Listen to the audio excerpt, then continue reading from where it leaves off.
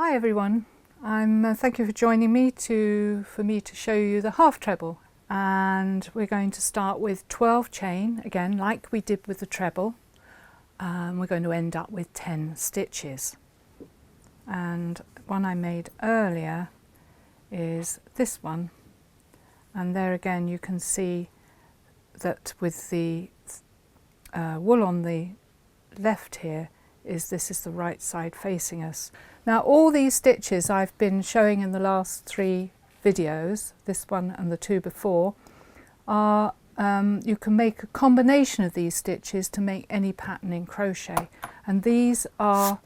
in the shop now is my